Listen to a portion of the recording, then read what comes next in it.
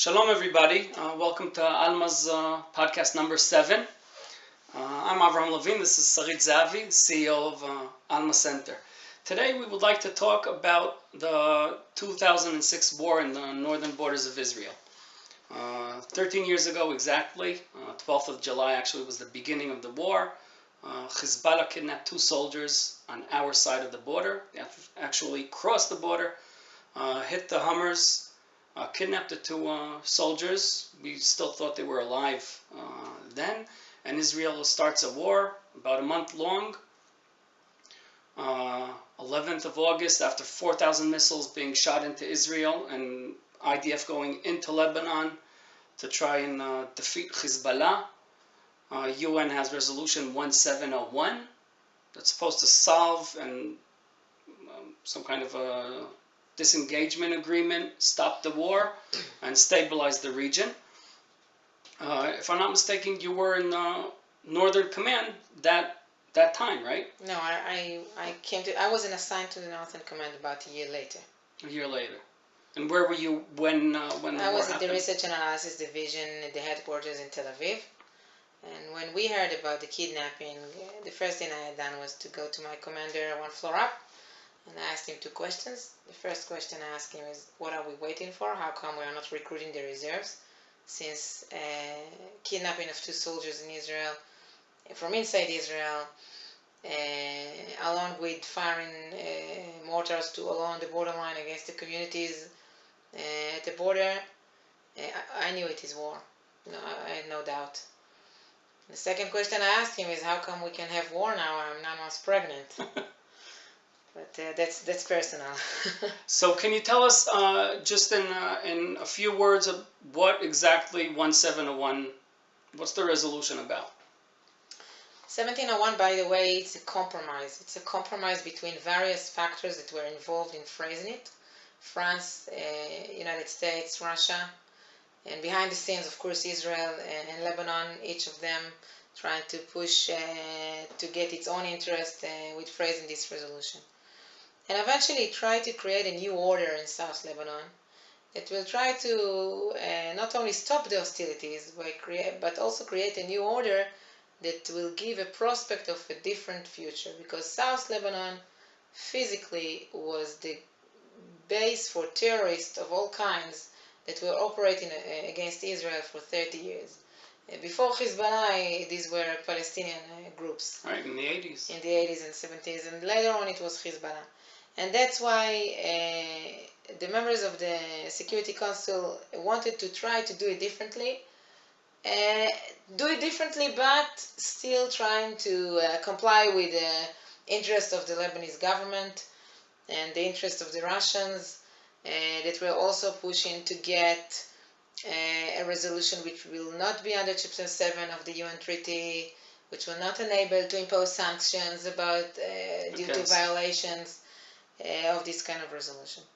Eventually, this resolution says a few very important things. First, and I'm quoting, the resolution says that the area between the blue line, meaning the Israeli-Lebanese border, and the Litani River, which it's about 18 miles wide, will be an area free of any armed personnel, assets, and weapons other than those of the government of Lebanon and of UNIFIL, the UN force to Lebanon, and that due to this resolution, Lebanon should also implement previous resolutions such as 1559 that inquires the disarmament of all armed groups in Lebanon. So essentially ending Hezbollah in effect in Lebanon altogether. Right, and moreover, due to the resolution, the UN force that was assigned to Lebanon decades ago would be greatly enlarged, maximum of 15,000 troops, and its mandate was expanded also to assist the Lebanese army enforce the resolution specifically on the paragraph of this area between the Litani River and the border. But also, and I think this is a key issue of how you interpreted the resolution, since the Lebanese are saying, you see, the mission of the UN is to assist the Lebanese army enforce the resolution and make sure that the area between the border and the Litani River will not be used for any illegal military presence, while the Israelis are saying, no, but there is another paragraph that authorizes the UN to take all necessary actions, and I'm calling in areas of deployment of its forces, and as it deems within its capabilities to ensure that its area of operation is not utilized for hostile activities of any kind, to resist attempts of forceful means to prevent it from discharging its duties under the mandate of the Security Council. Meaning, actually, that the UN force was authorized to act with all means against anybody who is trying to create any active hostility. And I guess that hiding rockets in people's homes that will target Israel, it's kind of hostile activity in South Lebanon. So that's why the Israelis are reading this resolution differently than the Lebanese. And the bottom line is that 13 years later on, with retrospective, the resolution was not implemented, and South Lebanon is totally used as an area that there is a presence of illegal factors as Hezbollah, with tens of thousands of rockets inside the UN area of operation, while the UN is hardly reporting that. And tunnels. And tunnels. A few months ago, IDF found 6 border crossing tunnels of Hezbollah, where the openings are inside villages in South Lebanon, about half a mile into the Lebanese area, and then the tunnels are crossing into Israel, and IDF traced them in the Israeli side of the border. IDF didn't cross into Lebanon in order to find the tunnels, and send the UN to check the openings, and the UN failed to do that until today. So first of all, the resolution can be found on the net. We could attach it even to the post for our listeners and viewers. If we're looking back after all you said, actually it was 13 years pretty quiet the past 13 years. Stable border, no missiles shot from Lebanon into Israel. Very little, yeah, very little. Yeah. So maybe, do you attribute the quiet, the peace to, maybe they did do something 171 in UNIFIL. Maybe the major force, over 10,000 soldiers in South Lebanon, maybe they're doing their job. I wish this was the reality. I wish I could tell you today that thanks to the presence of the UN and the extended presence of the UN in South Lebanon, we had relatively quiet 13 years, but the reality is completely different. The only reason that Hezbollah didn't fire rockets against Israel in these 13 years, and the only few incidents that we had were carried out by Palestinian groups and other jihadi groups, and we had, very few incidents that were carried out by Hezbollah, not exactly incidents of rockets, but anti-tank missiles that were fired against our soldiers. But yes, these were very good 13 years, and I'm saying that as a mother and a resident of the Galilee, I wish we'll have another 13 years like that, no thanks to the UN. The only reason why Hezbollah didn't attack Israel the way it used to before the war is thanks to the Israeli deterrent. And you can also add the fact that Hezbollah was very busy in the war in Syria and was not interested in opening another front with Israel. Israel made it very clear, if anything will happen on the Israeli-Lebanese border and civilians will get hurt, it means war. And Hezbollah understood the message, and as long as Hezbollah will continue to believe that rockets that will fall in Israeli communities may mean war, it will not initiate war.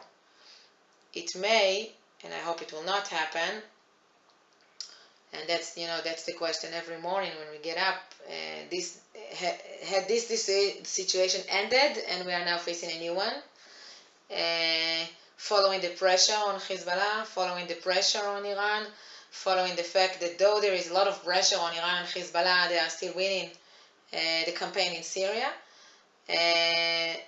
Are they willing now to just raise the tension a little bit on the Israeli-Lebanese border in a way that myself and my kids will have to run for shelter once a week, twice a month? Situation that, just like in Gaza just today. like in Gaza, a situation that eventually all Israelis knows may take us into war, though nobody's interested in this kind of situation. So are there Are there any benefits you see of having the UN force, largest peacekeeping force in the world, on our northern border? Look, on the one hand, the UN became a burden in a sense that it became a cover to what Hezbollah is truly doing, and it's like, okay, it's like a stamp, you know. UN said that nothing is happening. It's not Hezbollah that is blocking its way from entering the Shiite towns and check what's going on.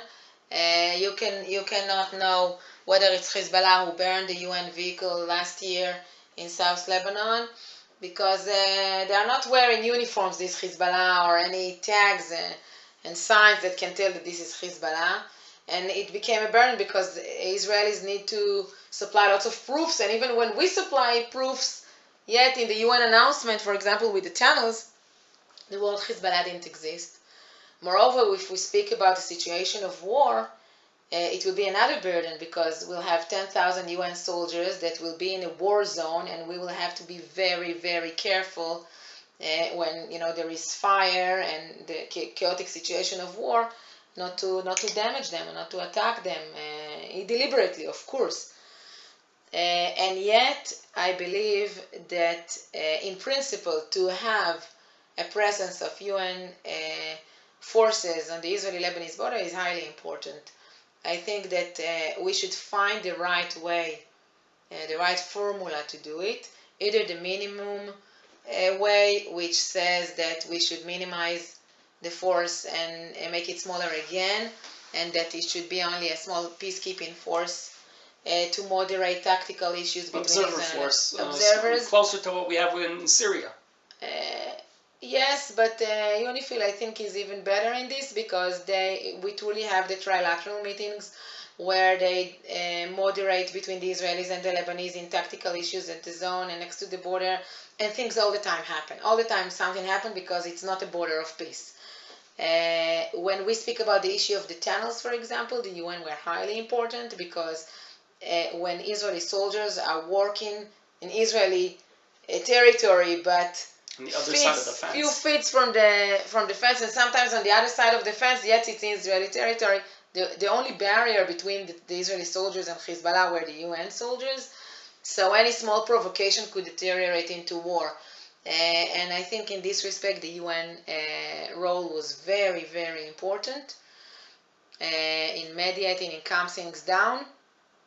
This is one option. The other option is to maximize the capabilities of the UN, to demand that the UN will actually fulfill 1701 and will enter to the Shiite towns and villages, and will not wait for the Lebanese permission to get in, and be a very corrigible force, which this is not the situation today.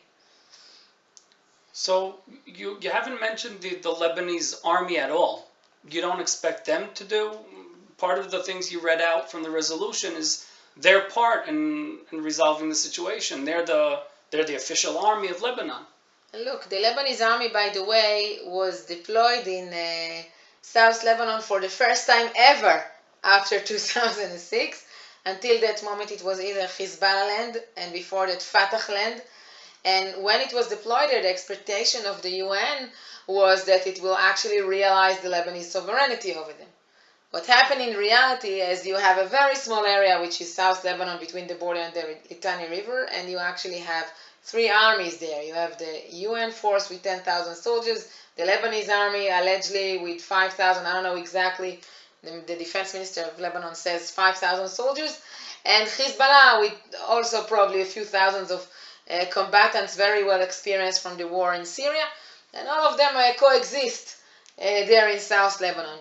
I don't expect the Lebanese army to disarm Hezbollah for one reason. Lebanon already suffered from 2 civil wars in its history and is witnessing the brutal civil war in Syria. And the Lebanese are, I think, greatest fear is another civil war. And whenever anybody in Lebanon today is only implying or mentioning that Hezbollah should be disarmed, immediately Hezbollah is saying this is going to take Lebanon to another civil war. So the Lebanese army, I don't see the Lebanese army, taking the risk of another civil war and actually openly operating against Hezbollah or to disarm Hezbollah. Moreover, the process that we see on the border is that there is more and more cooperation between the Lebanese army and Hezbollah. I can give you a personal example. When I was standing next to the tunnel at the border 2 months ago, and there was a Lebanese army tent just on the other side, and somebody wearing the uniforms of the Lebanese army was taking photos of me. Next to the Lebanese army tent, there was a UN tent. And then the second time I visited the border, about 2 weeks later, at the same tent, somebody was taking the photos of me, but he was not wearing uniforms. Civilian. He was a civilian, yeah, I'm not sure.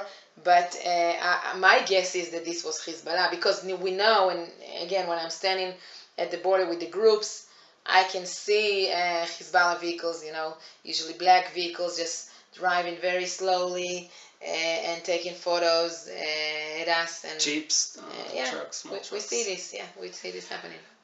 So saying that about the Lebanese army brings us back to the help from outside, from other people, from the UN. So you would expect a change. In the next 13 years, you'd expect something else, one of the options you mentioned? Wow. In the next 13 years, we learned as an Israeli to lower our expectations and to try to live day by day with what's going on. If I'm trying to speak strategically, I think that I expect that the pressure on Iran and Hezbollah will go hand in hand with the pressure on Hezbollah in South Lebanon by the UN. Since there is a mandate, the mandate is there, the resolution exists, it is renewed every year. The discussion should be, today or tomorrow at the UN. And I expect that if there is already a mechanism, people should work according to the mechanism. And if not, somebody should come and say, okay, let's do something different. Dissolve it and start from the beginning. Yes, it doesn't work. Because to keep the situation as it is, to keep the status quo, means that one day we'll end up in war and people outside of Israel will not understand how come, what happened, how come these Israelis are attacking in Lebanon again. But we will know that we have no other choice to do that because Hezbollah is endangering the very existence of Israel. So we're hoping for the help, but we're relying only on ourselves. Is that a good way to sum up the... No. I wouldn't want to say that, because I truly believe that, and we've seen this, for example, in the Yom Kippur War in 1973, that we will need the help of the United States, for example, when we speak about backing us up, supporting us, helping us stand still. We don't know how much time it's going to last. The last conflict with Hamas lasted 50 days. The IDF will do everything it can to shorten the campaign, meaning that the cost is going to be very complicated and pretty high. On both sides, you mean? On both sides. On both sides. And I think that Hezbollah understands that, and Israel understands that. And that's why we have quiet. It's a balance of deterrent. Nobody wants this kind of war. Neither of the sides. And as I've said, the question is when Iran will decide differently. Nasrallah, the leader of Hezbollah, already promised that if there will be war between United States and Iran, for example, Israel and Saudi Arabia will be attacked. Clearly, no doubt. So what do I expect in order to avoid this kind of scenario? First and foremost, to realize the mandate of the UN, and yes, to continue the pressure on Hezbollah, because the enabler for Hezbollah to hide rockets inside people's homes is the civilian wing of Hezbollah, is the support that they give to their people, is the political control that they are gaining every day a little bit more in Lebanon, and the fact that they actually have a massive indoctrination project to indoctrinate values of culture of death and culture of hate to the United States and Israel in South Lebanon, and this should be stopped. And that's the only way. That's the only way. All right. Thank you, everybody, for listening, for joining us to the podcast. It's been a stable 13 years, but looking forward, we're left with a lot of question marks. Yeah. Thank you, and have a great day. Thank you very much.